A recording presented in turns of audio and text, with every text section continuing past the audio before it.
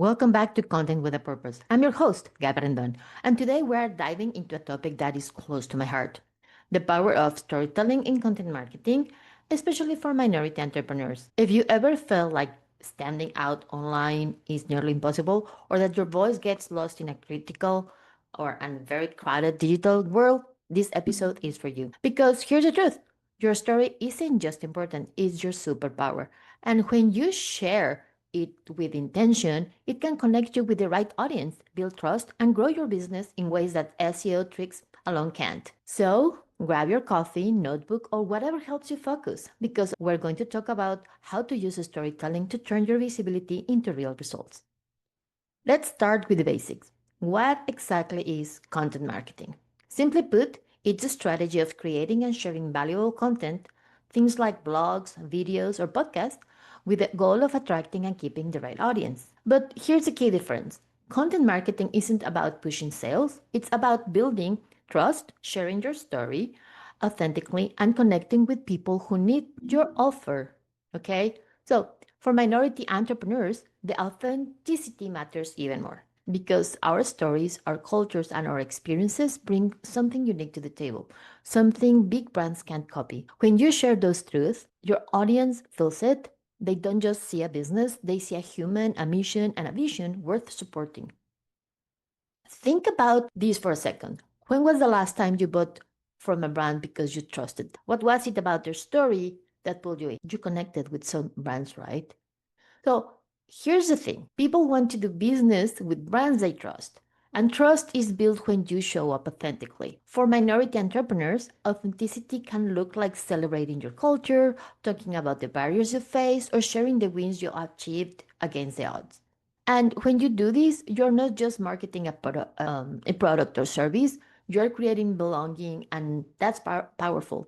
And on the technical side, authentic content also boosts your SEO. Yes, I know I have to talk about this. Every time you publish content that answers real questions or shares valuable insights, search engines start to notice. You move up in rankings, and people searching for exactly what you offer are more likely to find you. When you are doing all this, ask yourself: am I only posting to stay visible, or am I sharing something meaningful that actually reflects my values and vision?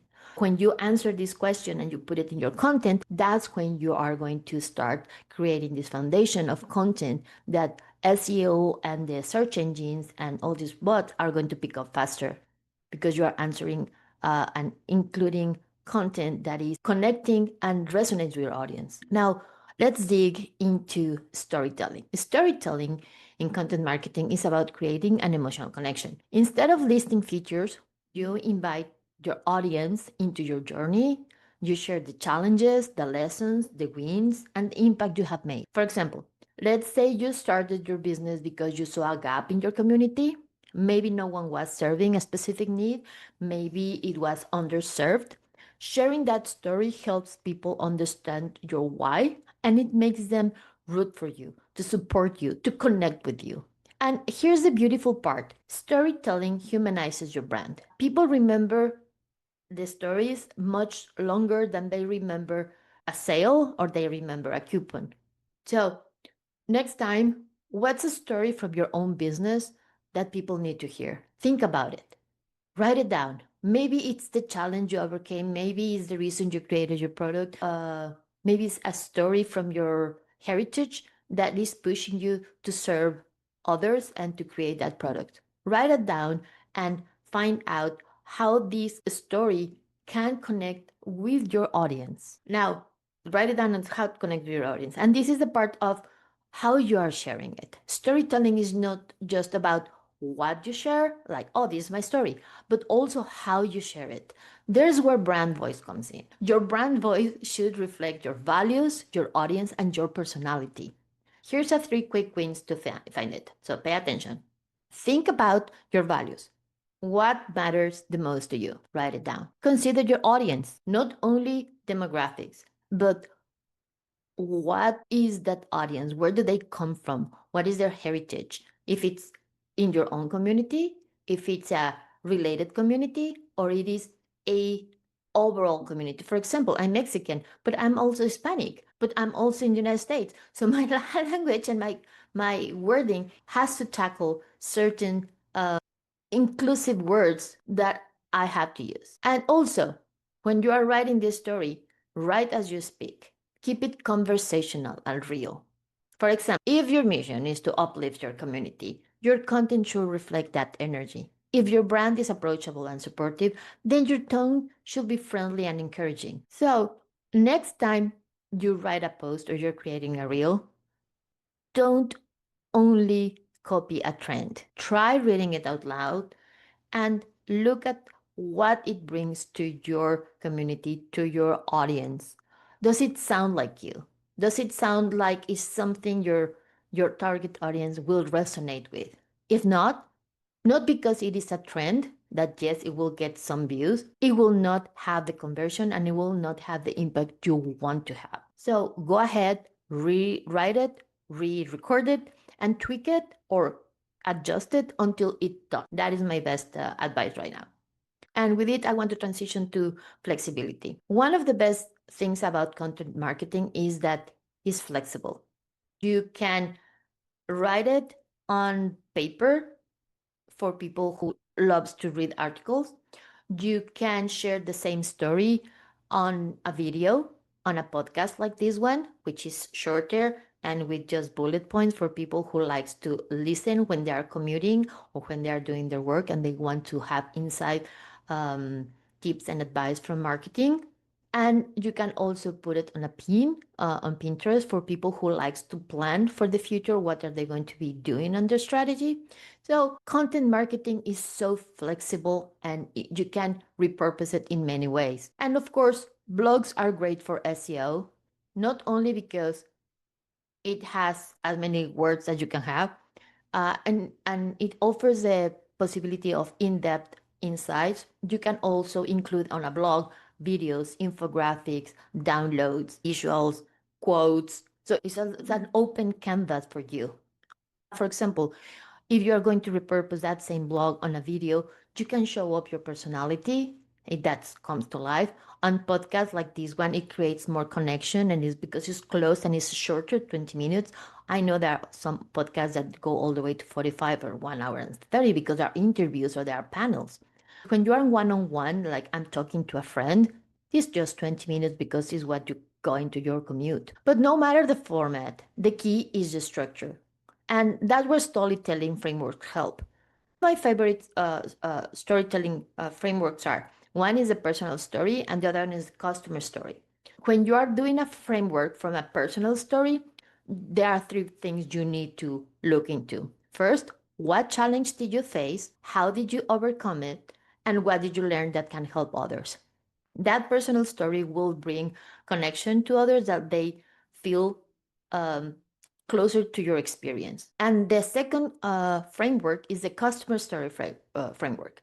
One is that you saw a customer and it has a problem. How did you help that customer with your service or your product?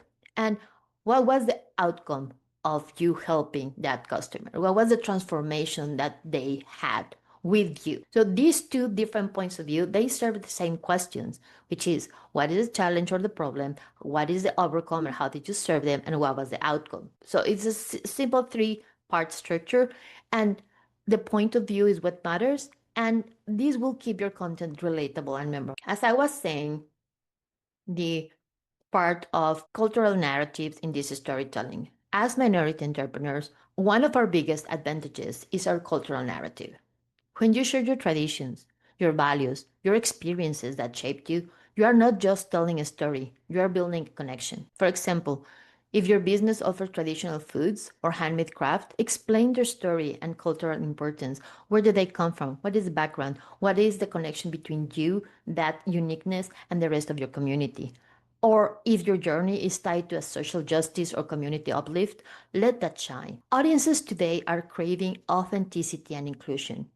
Sharing your cultural narrative not only differentiates you, it makes your brand unforgettable. Now, let's talk about SEO, and that's something that I get asked more than once. Should I write for people just as I am, or should I include a lot of keywords and long tail keywords and optimize everything so I can rank better?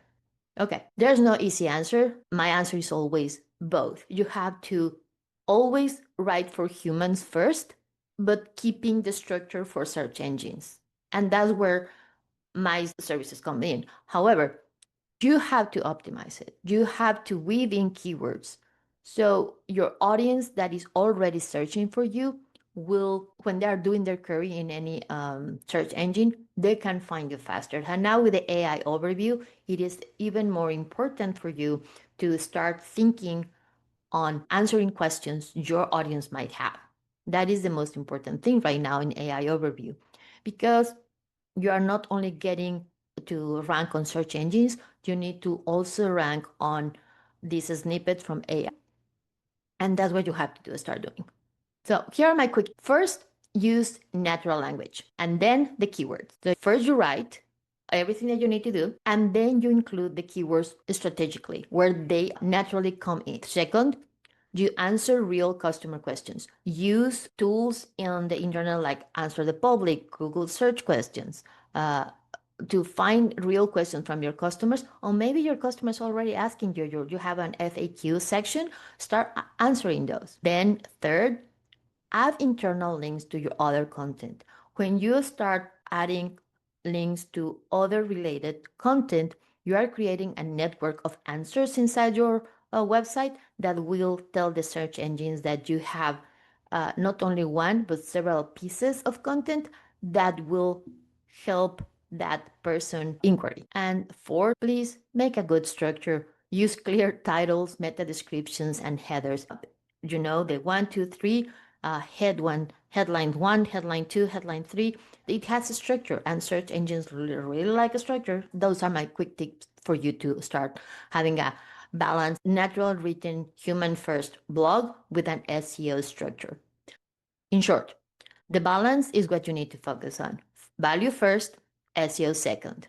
That way, your content attracts search engines without sounding like a robot or like you are just stuffing things. Here's your reminder: your story is your superpower. Use it to connect, inspire, and grow your business. If you're ready to put this into practice, start small. Write your origin story, share a customer win, or post about the lesson you learned as an entrepreneur. And remember, you don't have to do it all alone. If content marketing feels overwhelming, I'd love to help you. You can check out my marketing memberships. They are designed to meet you where you are and help you turn visibility into revenue without burning out. Thanks for listening to Content with a Purpose. If today's episode inspired you, share it with a friend, another entrepreneur who needs to hear it. And don't forget to subscribe so you never miss an episode. So, until next time, keep telling your story because your voice matters more than ever.